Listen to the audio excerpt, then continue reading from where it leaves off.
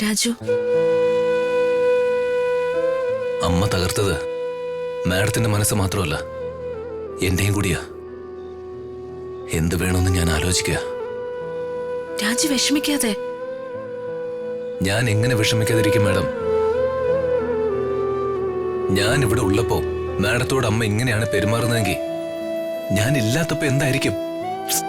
രാജു ഇല്ലാത്തപ്പോ രാധമ്മ എന്നോട് മോശമായിട്ടൊന്നും പെരുമാറിയിട്ടില്ല. എന്നെ വിഷമിപ്പിക്കണ്ടെന്ന് കരുതി മാഡം അത് പറയാതിരിക്കുന്നല്ലേ? അല്ല രാജു, അമ്മ എനിക്ക് ജീവനാ. എന്നുവെച്ച് അമ്മ കാണിക്കുന്ന എന്തും ശരിയാണെന്ന് പറയാൻ എനിക്ക് പറ്റുമോ?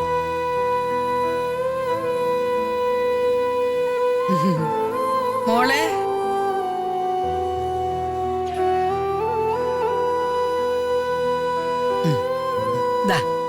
ഇത് കുടിക്കും മോളെ. അയ്യോ, എനിക്ക് പാലൊന്നും വേണ്ട വല്യമ്മേ. അയ്യോ, അങ്ങനെ പറയരുത്. ഒന്നും കഴിക്കാത്തതല്ലേ. ഇത് കുടിക്കേ. വേണ്ട വല്യമ്മേ. കുടിക്ക്. ഇത് മോളുടെ മുത്തശ്ശി തരുന്നതായിട്ട് കരുതിയാ മതി. ഇതാ കുടിക്കേ. കുടിക്ക്. കുടിക്ക്. കുടിക്കു മോളെ.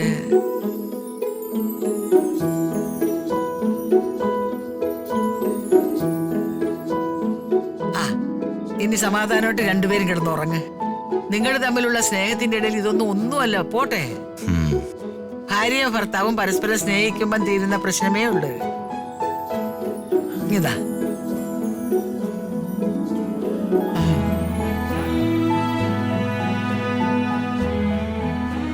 എന്ത് സ്നേഹമുള്ള വല്യമ്മ അല്ലേ? എന്നൊരു കൊച്ചുമോളെ പോലെ കരുതുന്ന.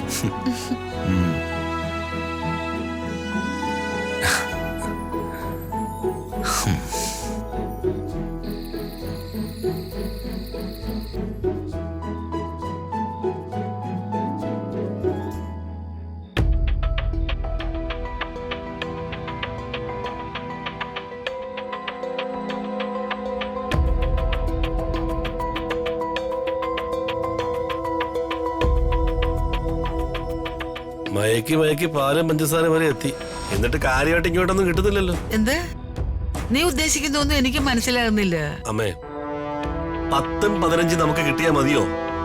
ലക്ഷങ്ങളാ നമുക്ക് വേണ്ടത്. അല്ല, ഈ കൊട്ടാരം തീരടി മേടിക്കാന്ന് പറഞ്ഞിട്ട് അതൊന്നും കണ്ടില്ല. എടാ, ഇരുന്നിട്ട് വേണം കാല് നീട്ടേണ്ടത്. ഇരിക്കും മുമ്പ് കാല് നീട്ടിയാലേ അലച്ചു തല്ലി താഴെ വീഴും. ഈ എക്സാമ്പിൾ എന്തിനാ ഇപ്പൊ പറഞ്ഞെന്ന് എനിക്ക് പിടികിട്ടിയില്ല. എടാ, ഒറ്റയടിക്ക് ഇതെല്ലാം ചോദിച്ചാ തട്ടിപ്പാണെന്ന് ഏത് മണ്ടന് മനസ്സിലാവത്തില്ലയോ? അതുകൊണ്ട് വളച്ച് വളച്ച് ഒടുവില് കൊട്ടാരം. അത് കൊള്ളാം.